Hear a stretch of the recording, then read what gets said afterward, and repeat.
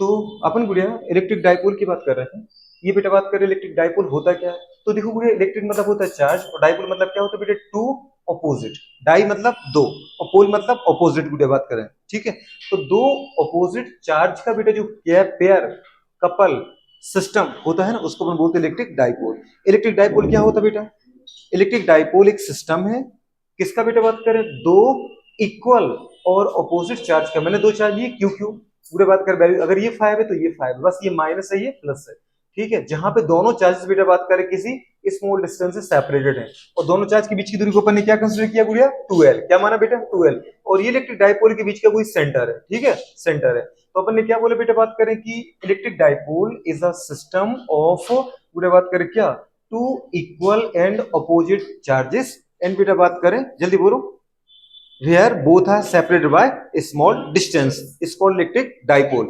अब electric dipole में दो चार्ज बनाओ, दोनों चार्जेस की बेटा बात करें सेंटर को जोड़ती हुई जो लाइन निकलती है ना उसको हम बोलते हैं एक्सियल लाइन। एक्सियल लाइन क्या होती है, अगर बेटा एक से ज्यादा चार्ज है तो दोनों बुरे बात के चार्ज के सेंटर को जोड़ने वाली जो ज्वाइनिंग लाइन है, द लाइनिंग विच पासिंग बुरे बात करें पता है कहां से, जल्दी बोलो, ये द लाइन विच ज्वाइन बेटा बात करें सेंटर ऑफ बोथ द बेटा बात करें charges is called axial line.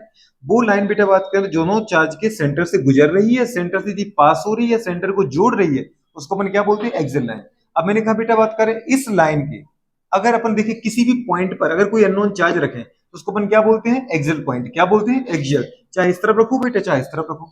Axial line के परपेंडिकुलर, एक्सियल लाइन के 90 डिग्री से गुजरने वाली जो लाइन है बेटा बात करें और जो इस इलेक्ट्रिक डाइपोल के सेंटर से गुजरती है, पहली बात तो दो कंडीशन चाहिए बुरे बात करें, वो लाइन जो एक्सियल लाइन के परपेंडिकुलर गुजरे और साथ में वो कहां से गुजरे, बाहर से नहीं, बुरे बात करें डाइपोल के सेंटर से गुजरे, उसको अपन क्या बोलते हैं नॉन एक्सियल या बुरे बात करें equatorial line. Non axial equatorial line क्या होती है, द लाइन विच पासिंग बुरे बात करें सेंटर, सेंटर और बेटा बात करें सेंटर ऑफ इलेक्ट्रिक डाइपोल बुरे बात करें perpendicularly from the axial line. Axial line के परपेंडिकुलर गुजरे, वो भी कहां से गुजरे, इलेक्ट्रिक डाइपोल के सेंटर से गुजरे। तो दोनों बात बोलने पड़ेंगे, परपेंडिकुलर टू गुड़े बात करें क्या एक्सियल लाइन एंड गुड़े बात from the centre of dipole is called non axial line. और क्या बोलते हैं इसको साथ में इक्वेटोरियल गुड़े बात का लाइन।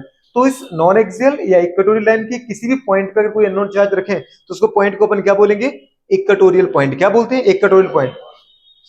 इस इलेक्ट्रिक डाइपोल की वजह से मुझे पूरे बात करें एक्सियल पॉइंट पर मतलब एक्सियल लाइन के ऊपर रखी किसी पॉइंट पर, या पूरे बात करें नॉन एक्सियल लाइन के ऊपर रखी किसी पॉइंट पर मतलब इक्वेटोरियल पॉइंट पर, या फिर पूरे इन दोनों को छोड़ दें, इनको छोड़ो और इस लाइन को छोड़ो, तो कोई भी दूसरी जगह जो बची हुई रेस्ट ऑफ पूरे बात का साइड है उसको अपन बोलते हैं जनरल पॉइंट। क्या बोलते हैं जनरल पॉइंट। तो इस इलेक्ट्रिक डाइपोल की वजह से पूरे बात करें एक्सियल पॉइंट, इक्वेटोरियल पॉइंट और एनी बेटा बात करता है जनरल पॉइंट पे मुझे क्या निकालना है, इलेक्ट्रिक फील्ड इंटेंसिटी और साथ में निकालना है क्या, इलेक्ट्रिक पोटेंशियल। ठीक है, तो वो भी आपको याद रखना है। ये इलेक्ट्रिक डाइपोल है। अब बेटा बात करते हैं इलेक्ट्रिक डाइपोल मूवमेंट पर। तो इलेक्ट्रिक डाइपोल मूवमेंट क्या होता है, इलेक्ट्रिक देखो नाम है इलेक्ट्रिक डाइपोल मूवमेंट, मतलब बेटा बात का इलेक्ट्रिक डाइपोल का मूवमेंट है ये। तो इलेक्ट्रिक डाइपोल मूवमेंट को अपन कैसे रिप्रेजेंट करेंगे, पी से। और बुरा बात का इलेक्ट्रिक डाइपोल मूवमेंट कैसा होता है, वेक्टर क्वांटिटी, वेक्टर क्वांटिटी होता है। तो अपने लिखा बेटा electric dipole movement is the vector quantity. Direction क्या रहेगी, from minus Q two plus Q. मैंने बताया था आपको minus Q two plus two कैसे आता है। दूसरी कंडीशन है होता क्या है बताओ, इसकी डेफिनेशन बोलो, फॉर्मूला आपको आता है तो डेफिनेशन आती है। Electric dipole movement is a product और बेटा any one charges of electric dipole, कोई भी एक चार्जर को केवल मैग्नीट्यूड साइन नहीं लेना है। तो electric dipole movement is equal to the product of बेटा बात करें any one charges of electric dipole and बेटा बात करें पता है सेपरेट डिस्टेंस बिटवीन देम, दोनों के बीच की दूरी। और कोई भी एक चार्ज इलेक्ट्रिक डाइपोल में कोई भी एक चार्ज उनके दोनों के बीच की दूरी का जो प्रोडक्ट होगा उसको अपन क्या बोलते हैं electric dipole movement. Electric dipole movement क्या होता है, वेक्टर क्वांटिटी, इसकी डायरेक्शन क्या होती है minus Q two plus Q बुरा बात का, और यही डायरेक्शन इलेक्ट्रिक फील्ड की होती है किस पर, एक्सियल लाइन पर। किसको बेटा बात करें, एक्सियल लाइन पर। इलेक्ट्रिक फील्ड इंटेंसिटी की डायरेक्शन होती है। ऐसा यूनिट क्या बनेगी बेटा बात करें, कूलम चार्ज यूनिट होती है और लेंथ की मीटर, तो कूलम इनटू मीटर। तो ऐसा यूनिट होती है बेटा बात करें कूलम इनटू मीटर, एमकेएस भी इसको बोल सकते हो। सीजीएस यूनिट अगर देखें बेटा बात करें सीजीएस क्या बनेगी, state coulomb into centimetre. State coulomb बेटा बात करें यहाँ पे चार्ज स्टैटिक होता है तो इसको अपन बोलते हैं स्टैटिक बेटा बात करें, जल्दी बोलो, इलेक्ट्रोस्टैटिक यूनिट। अगर चार्ज बेटा बात का वेरिएबल होता, मूविंग होता तो अपन क्या बोलते हैं इलेक्ट्रोमैग्नेटिक यूनिट। तो बेटा बात करें सीजीएस यूनिट अगर कोई बोले तो बोल सकते स्टैटिक कूलम इनटू बेटा बात करें क्या सेंटीमीटर, या फिर इलेक्ट्रोस्टैटिक यूनिट और सेंटीमीटर।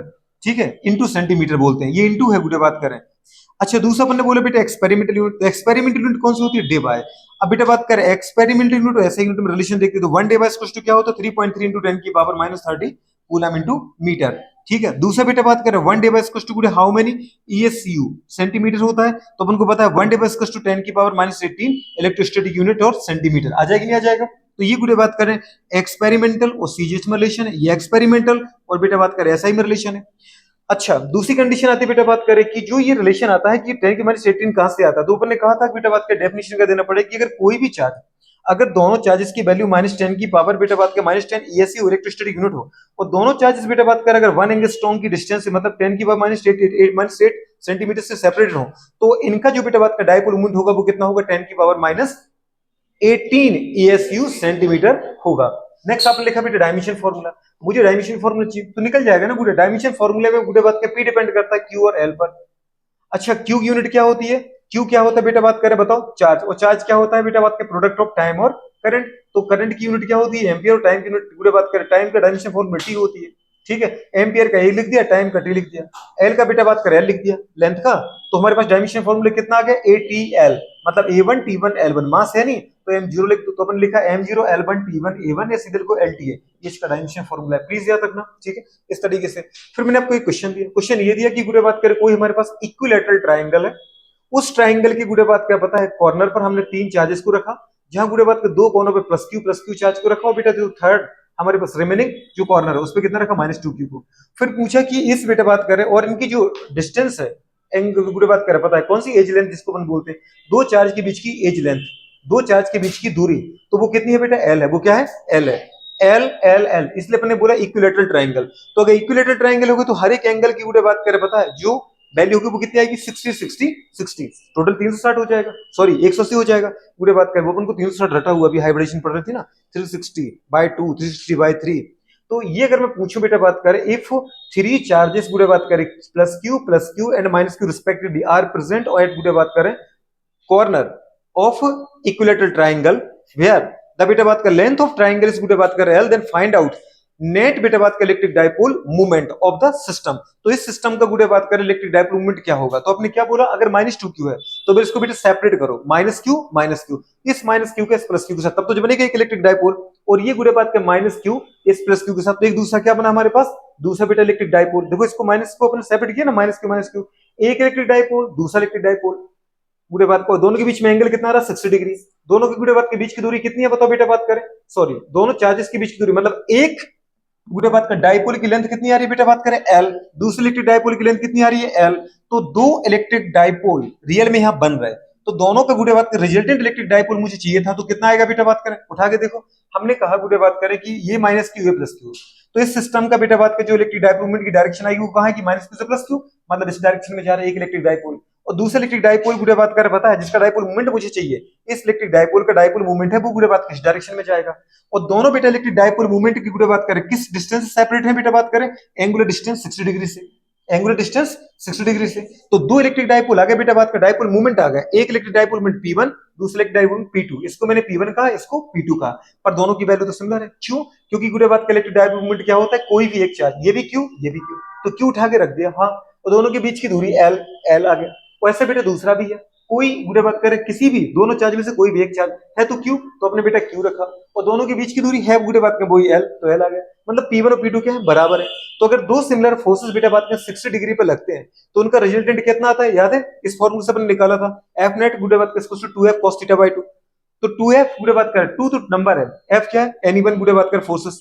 ठीक है, अगर ये भी f है ये भी f है, ये 10 न्यूटन ये भी 10 न्यूटन, तो यहाँ 10 न्यूटन रख दो। cos θ/2 मतलब 60/2, cos 60/2 मतलब 30, तो cos 60 की वैल्यू गुडे बात 60/2 मतलब cos 30, cos 30 की वैल्यू कितनी आएगी? √3/2। तो गुडे बात करिए क्या था? 2f √3/2, 2 से 2 कैंसिल, कितना आ गया? √3f। तो अगर दो बेटा बात कर इसी तरीके से हमारे पास क्या हो? इलेक्ट्रिक डायपोल मूवमेंट हो, और अगर वो 60 डिग्री से गुडे बात कर क्या हो? सेपरेट हो, तो ये फॉर्मूला लगा दो। बस आपको क्या बोलना था? P net. क्या बोलना था? एफ नेट की जगह क्या बोलोगे? P net equals to 2 P कोई भी दीदी एक डायपोल मूवमेंट, ठीक है, इनटू cos θ/2। तो ये फॉर्मूला लगाया अपन ने बेटा बात कर, क्या लगाया बताओ? पी नेट इक्वल्स टू, जल्दी बोलो, 2 गुडे बात करें इनटू एनी वन बेटा बात कर डायपोल मूवमेंट इनटू cos जल्दी बोलो, θ/2। अब अगर ये बेटा बात करें 60 डिग्री पे लगे तो 60/2 करो, 90 डिग्री पे लगे तो 90/2 करो। इस तरीके से इसका आंसर आ जाएगा। कुछ समझ में आ रहा कि नहीं आया? 60/2 मतलब कितना? 30। cos 30 मतलब कितना बेटा बात? √3/2। 2 से 2 निपट गया तो कितना आ गया? √3 गुणा बात का p आ गया, और p की वैल्यू क्या है? q into l। तो अपन ने क्या लिखा? √3ql। कितना आ गया बेटा? अब अगर गुड़िया इसमें वो तुम्हें q की वैल्यू दे दे, उसने बोला 5 कूलम है तो 5 रख दो q, और उसने लेंथ दिया गुड़िया बात करे पता 2 मीटर, 2 मीटर रखो। माइक्रो में दे रखा है बेटा बात करें, माइक्रो कूलम में 2 इंटू पूरे बात का -6 कूलम बना दो उसको, माइक्रो में दे रखा है तो ठीक है। और इसको बेटा बात का सेंटीमीटर में है तो उसको मीटर में बदल दो, क्योंकि मुझे तो एसआई में सॉल्व करना है। किसमें करना है बेटा? एसआई में सॉल्व करना है। कर पाओगे नहीं कर पाओगे? ठीक है, करो, नोट करो।